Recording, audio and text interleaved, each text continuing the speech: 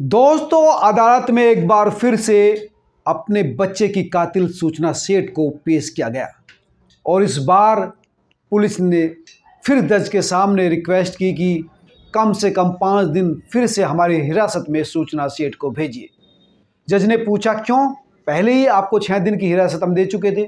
तो पुलिस ने कहा कि सर, पिछले 6 दिन से हम लगातार इस केस को सोल्व करने की कोशिश कर रहे हैं, सच्चाई सामने लाने की कोशिश कर रहे हैं, लेकिन सूचना सेठ बहुत तेज है, सातिर है, कई चीज़ अभी इन्वेस्टिगेशन में बाकी है, इसलिए इसकी कस्टडी फिर से हमें चाहिए। और एक बार फिर से सूचना सेठ की कस्टडी 6 दिन के लिए पुलिस को दे दी है।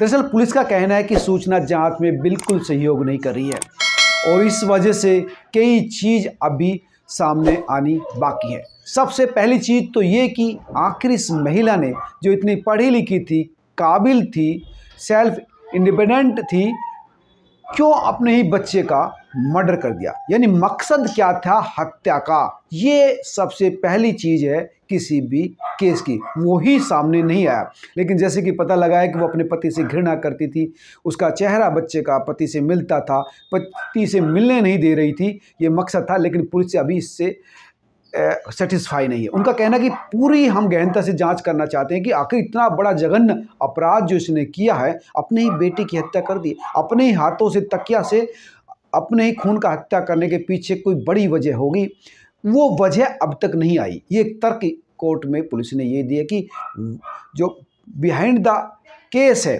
वो क्या है, इसलिए वो पता लगना बहुत ज़रूरी है।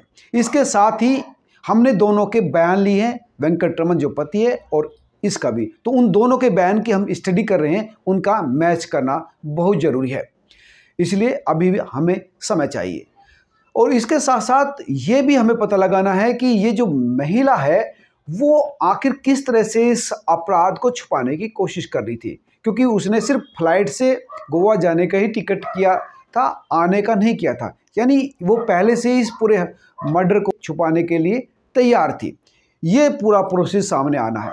साथ ही हमको उस बच्चे की भी और इस महिला के दोनों के डीएनए मैच कराने हैं, डीएनए टेस्ट किया जाना है, इसलिए इनको डीएनए टेस्ट के लिए भी हमें समय चाहिए, इसलिए हिरासत की मांग की। जज भी हैरान थे और पुलिस भी हैरान थी कि 6 दिन की पूछताछ के बाद भी कई चीज़ें अभी बाकी हैं जो सामने आनी है, चाहे डीएनए टेस्ट हो, चाहे मकसद हो और कन्फेंस करना हो, वो हो।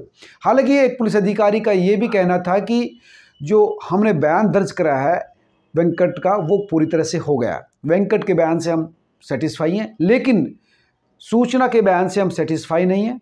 सूचना को लगातार हम कोशिश कर रहे हैं, उसकी साइकोलॉजिकल एनालिसिस कर रहे हैं। हमने इसकी साइकोलॉजिकल एनालिसिस भी की है। जो सामने आया है वो पता लगा कि ये बहुत गहरे डिप्रेशन में है, साइकोलॉजिकल परेशान है और कई चीज़ें मॉडिफाइड कर रही है और इसी वजह से 6 दिन की जो है फिर से पुलिस हिरासत इसकी बढ़ गई है। अब पुलिस इसको जो है फिर से दूसरे तरीके से पूछताछ करेगी, डीएनए टेस्ट करेगी, कई चीज़ें सामने आनी है। वहीं उसी लोकेशन पर ले जाकर भी पुलिस ने जो है इसका इंट्रोगेट किया, पूछताछ की और पता लगाने की कोशिश की कि ये मर्डर कैसे इसने किया, कहाँ बच्चा लेटा था, कहाँ ये लेटी थी, किस तरह से मर्डर किया, बच्चे को किस तरह से ब्रीफकेस में रखा, वो तमाम चीज़ें की। साथ ही थाने में दोनों को, यानी पति पत्नी को आमने सामने बुलाया और जैसे आमने सामने आए दोनों में बहस हो गई, ज़बरदस्त बहस की। पिता पागल हो गया था, पूछने लगा कि तुमने मेरे बच्चे को क्यों मारा? तो सूचना सेठ ने कहा कि मैंने नहीं मारा, तुमने मारा है, तुम्हारी वजह से ये सब हुआ है और मेरी इसमें कोई गलती नहीं, मुझे नहीं पता बच्चा कैसे मरा।